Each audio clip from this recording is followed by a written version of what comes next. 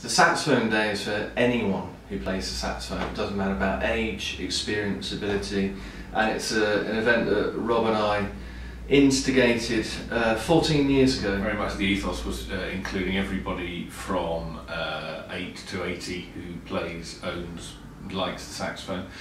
From our experience as players working all over the world, we've sort of perceived a sort of desire amongst saxophone players to be interested in jazz and classical and all points in between. They're a very open-minded bunch, and so when we put the day together, from the beginning we've had a classical artist and a jazz artist working with us each year as a special guest that we've brought in, sometimes a very well-known name, sometimes somebody that we've met on our travels that we'd like to introduce to the sort of Manchester, the British music public. Yeah, it's been, I mean when we started it off, it had a good turnout from year one, but it's evolved in terms of concept, and it's sort of refined in terms of the timetable for the day.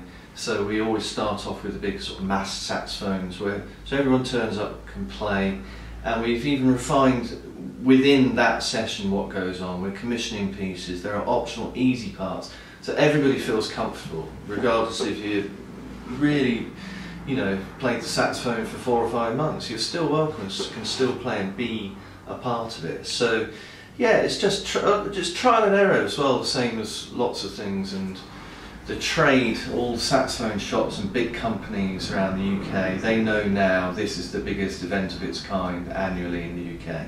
So they're always here supporting the event and keen to bring some of their artists here as well.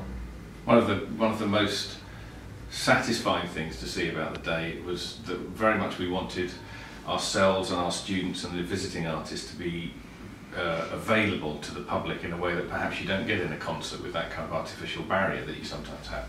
And so there's been some lovely moments over the years where you look in the mass saxophone session and you see a little 8-year-old lad with his saxophone sat next to an 80-year-old guy who's got a huge amount of experience as a jazz player, and so they'll be sitting in one of the pieces and the little kid's sight reading really brilliantly and helping the person next to him to figure out where they are, and then we'll play a jazz piece with some improvising, and then the knowledge will be transferred the other way, and there's no issue of age or gender or background or ability. It's all just about this common love of the saxophone and where it takes you as a person. And I think that is reflected as well in the atmosphere in the whole day.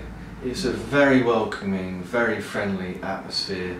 Refectory area is packed and people are just talking to people and finding out where they come from around the UK to be at the day and which sessions. They're looking at the programme saying which session are we going to go to at 2 o'clock or 4 o'clock, and it's great. There's a real buzz about the day.